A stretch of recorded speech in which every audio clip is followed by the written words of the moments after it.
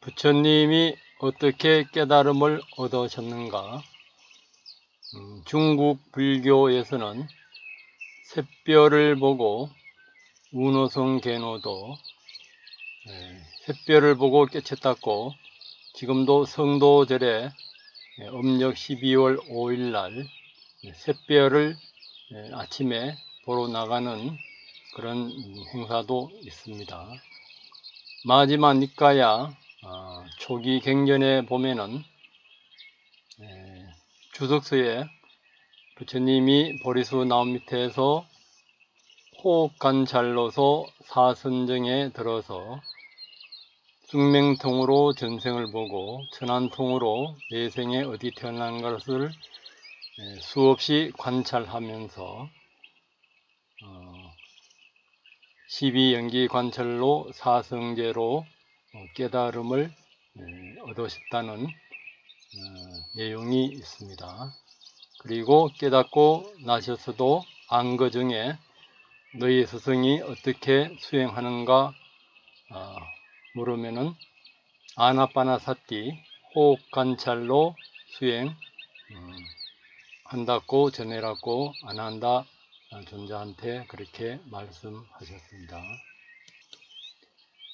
오늘은 일상생활 속에서 호흡 관찰로서 몸과 마음, 현상, 의식, 무의식 이전을 체험하는 내용을 사례로 안내해 볼까 합니다.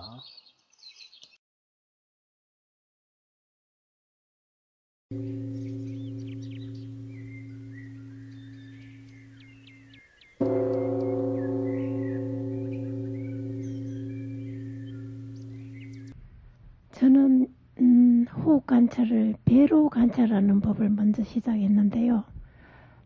배를 관찰을 하다가 법사님 만나서 아나파나 호흡으로 전환하였습니다. 코, 가슴, 배, 가슴, 코 이런 순서로 호흡이 자연스럽게 드나드는 것을 관찰함으로 해서 대단한 집중력을 더 키울 수 있었고요. 그런 그 집중이 강한 선정 상태를 불러오게 된 결과로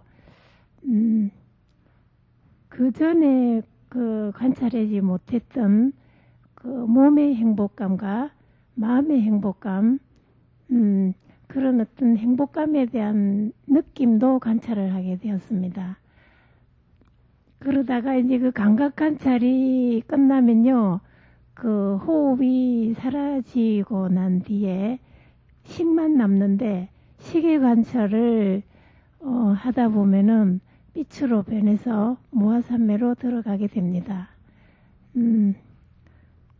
그 무아삼매에서 나와서 그 아는 마음으로 계속 관찰을 하면 이 몸과 마음을 다시 또 관찰하게 됩니다.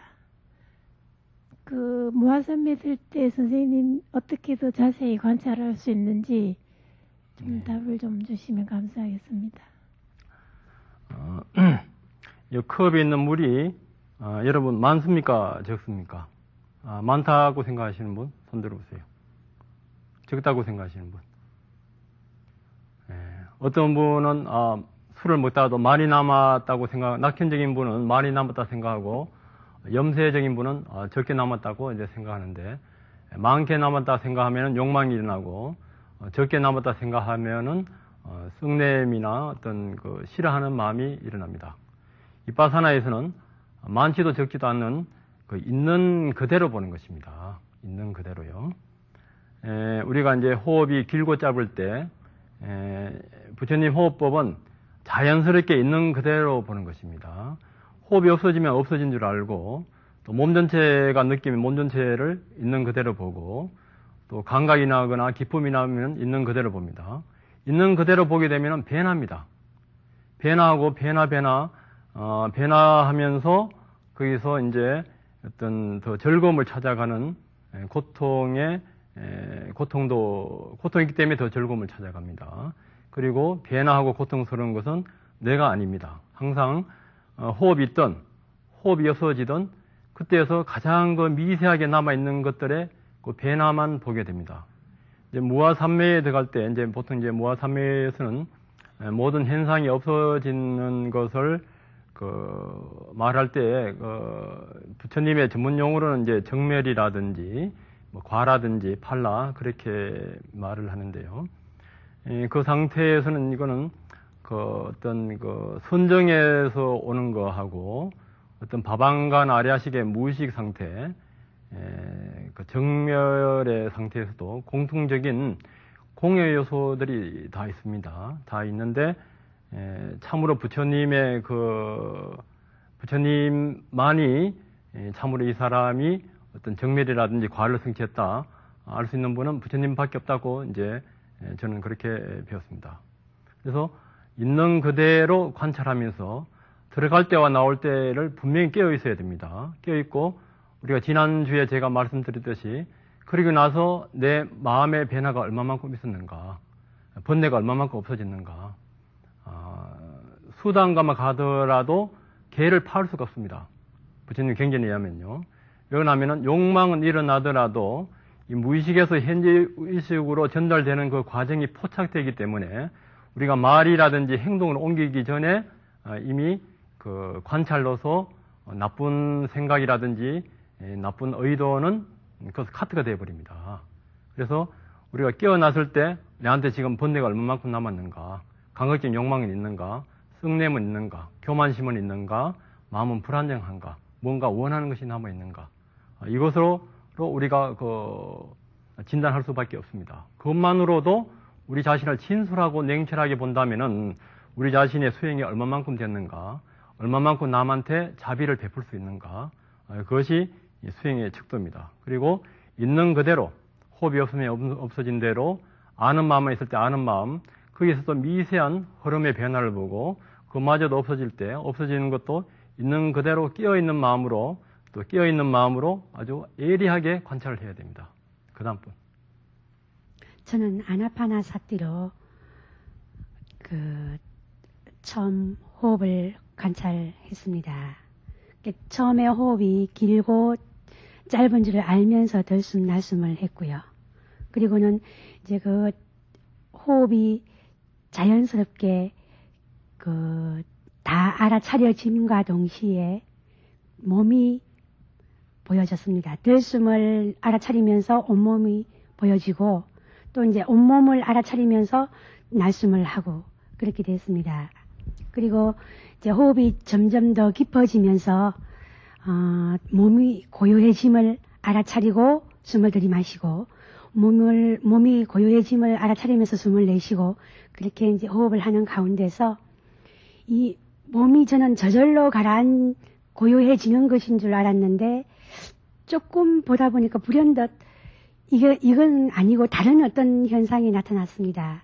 몸이 저절로 고요해지는 것이 아니고 어떤 아는 마음의 힘 같은 것이 몸을 고요하게 하고 있음을 알아차렸습니다. 그 순간 여태까지 몸이 스스로 고요해진다고 알아차리고 있었는데 그 몸의 상태를 고요하게 함을 알아차리니까 좋아가지고 기쁨이 확 일어났습니다. 그 기쁨을 알아차리면서 숨을 들이마시고 기쁨이 일어난 것을 충만하게 일어났다는 것을 알아차리면서 또 숨을 내쉬고 그렇게 몇 번 하니까 기쁨이 사라졌습니다. 그거 역시 또 알아차리면서 숨을 들이마시고 기쁨이 없는 것을 알아차리면서 숨을 내쉬고 그러다가 보니까 그 다음에는 그 행복감이 기쁨하고는 조금 다른 어떤 행복감이 일어났고 그것을 역시 알아차리면서 숨을 들이마시고 내쉬고 그러다 보니까 이제 편안해지고 그 아주 편안함이 꽉 차오르게 이제 됨과 동시에 점점 몸이 더 아주 미세하게 가라앉혀지고 있음을 느꼈습니다. 가장 고요하게 됨을 또 알아차리면서 보니까 호흡도 없어지고 그리고 몸의 어떤 맥박이나 그 체온까지 다 내려가는 것을 알아차렸습니다. 보통 75박 이렇게 되는데 그때 제가 느낀 것으로는 한 40박 정도 됐을 것 같은 그만큼 아주 느리게 그리고 호흡도 아주 고요하게 미세하게 점점점 잦아드는 것을 느끼면서 그게 들숨임을 알아차렸고 이제 그렇게 몇 번도 호흡이 진행되다가 호흡이 끊어졌습니다. 그리고 그 순간에 아마 몸이 이렇게 생명을 유지할 수 있는 아주 아주 작은 에너지만 사용하고 있음을 알아차리면서 호흡이 끊어지고 또 몸도 없어지고 몸을 지탱하는 모든 게 다 사라짐을 알아차리면서 지금 무아산매로 들고 있구나 하는 자각이 왔습니다. 네, 기초부터 높은 단계까지 이야기를 해 주셨습니다. 호흡 관찰로서 여러 가지 체험담이 있었는데요. 부처님 당시에도 부처님이 석 달 동안 이제 자선하겠다. 부처님이 깨치고 나서 밥을 그렇게 말씀하시고 들어갔을 때 그때 하늘나라에서 천인들이 사문고타마는 거기에 이르렀다. 아니다. 거기를 향해 가고 있다. 아니다. 거기에 이르지도 않았고 거기에 향해 가고 있지도 않다. 이랬을 때 이제 부처님이 산매에서 깨어나시 가지고 보통의 배움으로 얻지 못할 것을 얻고 이루지 못할 것에 이르고 체험하지 못할 것을 체험했다.